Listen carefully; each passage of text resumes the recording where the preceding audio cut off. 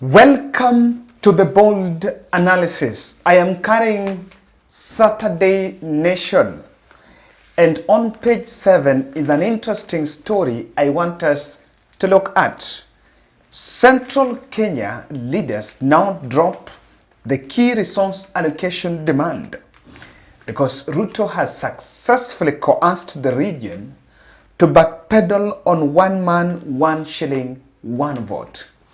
The reason why I have picked this story is because last week, a day before that was last week Tuesday, ahead of William Ruto's Mount Kenya tour, I did an analysis saying that one of the discussions I was expecting during Ruto's Mount Kenya tour was the one man, one shilling, one vote.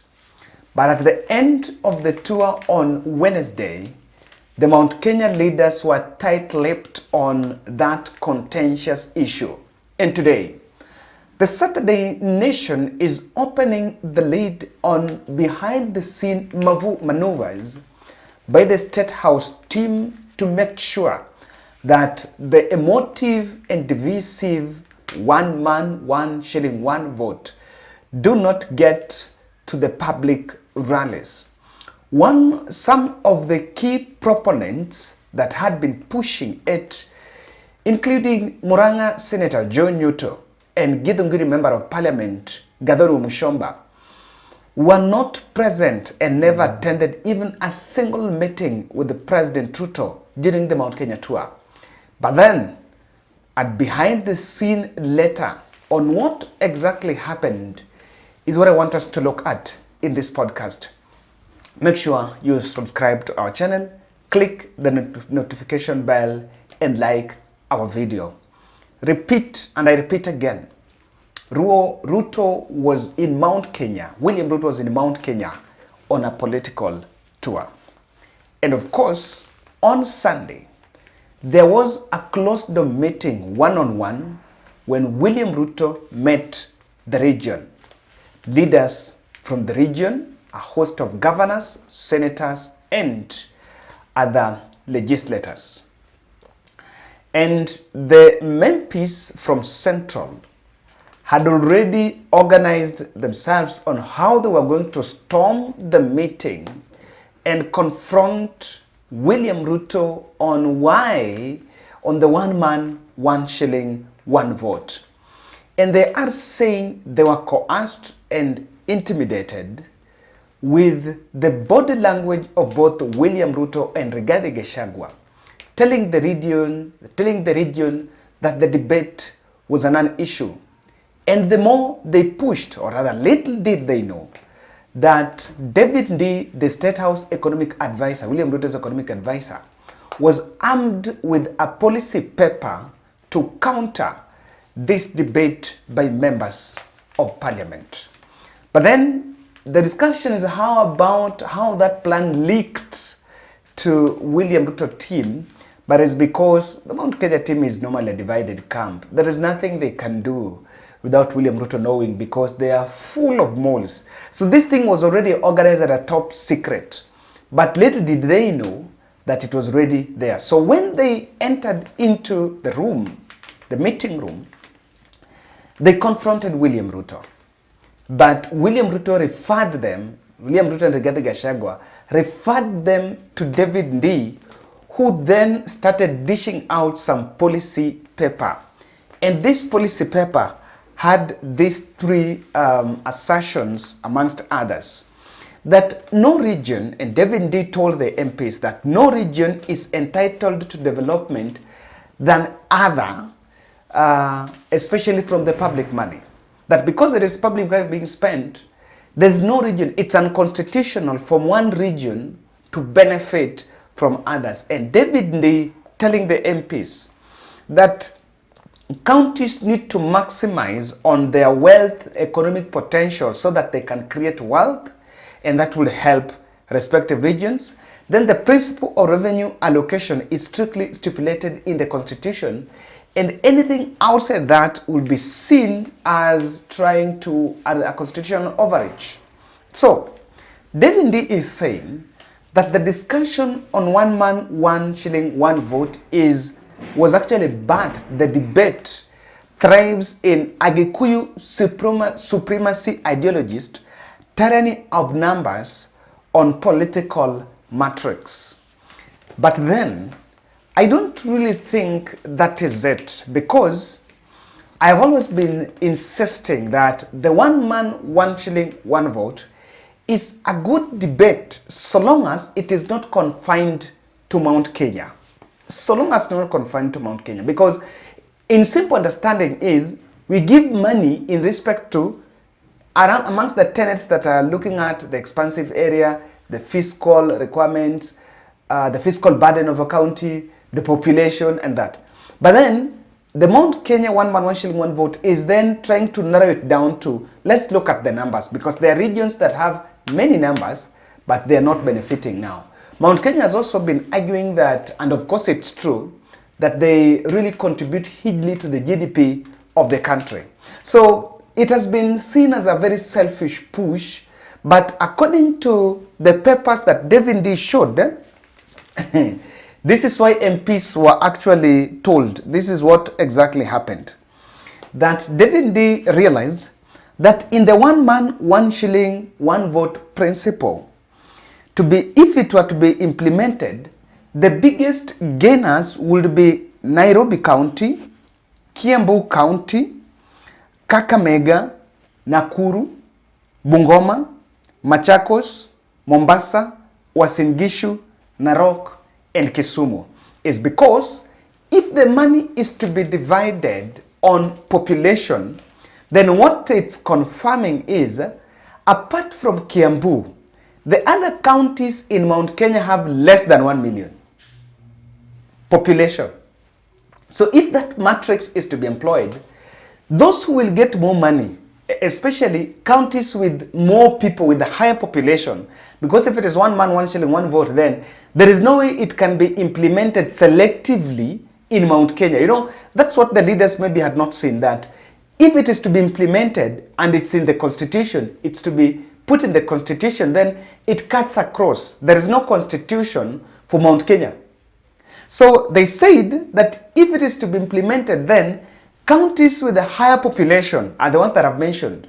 The Uasin Gishu, the Kisumu, the Nakuru, the Mombasa, Kakamega, Bungoma, Kiambu. So in Mount Kenya, the only county that will stand to benefit with it is actually Kiambu. In fact, to your surprise, they are saying other Mount Kenya counties with less than 1 million in population are Nyeri, Nyandarua, Embu, Kirinyaga, Laikipia. So in fact, it's confirming that it's a bit impractical, and they've even realized that they even stand to lose.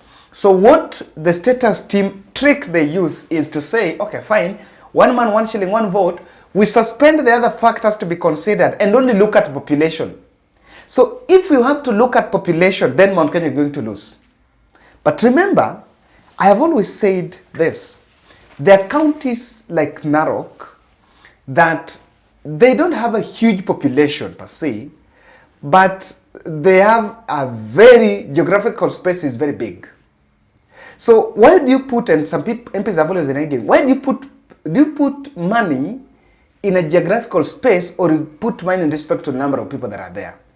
This discussion has always been there, but David D tricked the Mount Kenya MPs, and selfishly when they realized that they are going to lose, they stand to lose more than what they would gain, they realize, okay, fine, what we are talking about is not even for us. We are actually fighting a battle that is not going to benefit us. And that is why I say that Uhuru Kenyatta BBA proposal was the real game changer. But because of myopic thinking, they decided to crucify Uhuru Kenyatta's proposal in the altar of politics. Remember what Uhuru said, and in fact, it was unconstitutional. Of course, it was a bit constitutional over it, because in the BBI, they proposed additional 70 constituencies. And Uhuru had seen that, okay, fine. This thing is easy. If you are to distribute money on 1 man, 1 shilling, 1 vote, so that money is given per county, irrespective of the number of people that are there, then it's true that it's only it's not Mount Kenya that has many, that population is high. It's not. Because there are counties with a higher population than Mount Kenya. The only thing that happens is that Mount Kenya has many counties compared to other regions. So on that, they may stand to benefit. But on 1 shilling, 1 vote, Uhuru Kenyatta had proposed additional 70 constituencies in the BBI, and Mount Kenya was going to carry the chunk of those additional constituencies. Now, if they could have played it smart, because David is one amongst the team that opposed it, they would have stood to benefit more than other county, because when you have more constituencies, then the more you get the CDF allocation, you stand to benefit. Moses Kure was even proposing that they increase the CDF kitty from the current 35% to 60%. But that also needs a stabilization of the economy. We must create that money. So Mount Kenya will regret opposing Uhuru Kenyatta's proposal. But they have another chance. There is a boundaries review coming. So they can try to talk about it in the boundary review. And the second observation I'm making around this matter is this. The 1 man, 1 shilling, 1 vote is not a discussion that's going to die. And Ruto has successfully convinced the leaders to backpedal in closed door. But we are in a country where the Mount Kenya region supremacy ideology is not going to fade off now. This is the gospel truth. That William Samoei Ruto is a president because of overwhelming support he received from 2 regions, Rift Valley and Mount Kenya. And Mount Kenya's support is a rented support. So one of the biggest challenges he's going to face is, fine, we have voted for you, we have praised you, we have put in government, we have defended you against Raila Odinga, but what is the reward you have for the region? It's not about the roads. The road network, the roads that Uhuru constructed in Mount Kenya are more than what Ruto will even think of constructing now, because he's done a major part of the job. The bigger part of the job of road construction in Mount Kenya has been done. The politics of the coffee crisis did not feature anywhere in those closed-door meetings. So the identical reward that Ruto will have to the mountain, and of course on this one he has to, because this is the region that lifted him to presidency. The revenue allocation, Ruto has avoided it like a plague because it's very divisive, and that will be a ground to plant the seeds of discord amongst the counties. Let me tell you, in politics, people look at the giant tribes. You look at Luhya, Luo, Kikuyu, Kalenjin. But the sub-tribes, the other tribes, the Mijikendas, the Tesos, the Kisis, this country is very tribal. In fact, people that came here to create our boundaries, I don't just blame them. The provincial administration that created, that up to there is central, I think we would have just had one country. And then we created the tribal cocoons. Now, Ruto knows very well that you implement this, yes, Nairobi benefits, Nakuru benefits, the 18 counties benefit. But how about, we have 47, how about over 30 or over 27 that might not benefit, that might be disadvantaged simply because of the principle of equity? And remember, devolution is supposed to support also lift other counties. That was one of the ideologies of devolution, that it was also lifting counties at the lower part of the pyramid.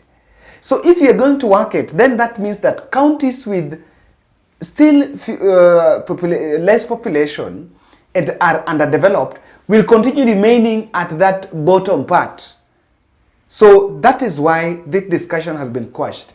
And on this one, William Ruto has just given these juvenile politicians from Mount Kenya a medicine of their own dose. Because Uhuru Kenyatta proposal was working. I remember in my constituency, I keep on saying, Alego Usonga is very expansive, very big. Even if someone is to think about division, you cannot leave out Alego Usonga. because of that. And so what would help is if you divide it, you have 2 MPs, each one of them receiving CDF, it's going to help. Even some counties that are huge, Narok, divide Narok, divide Kiambu, divide Kisumu, you know, divide Uasin Gishu, divide Siaya, divide which other big county? There is one other county that is largely spoken about. Divide Machakos, so that people benefit. I think to that we shall have supported devolution well. But on this one they will live to regret.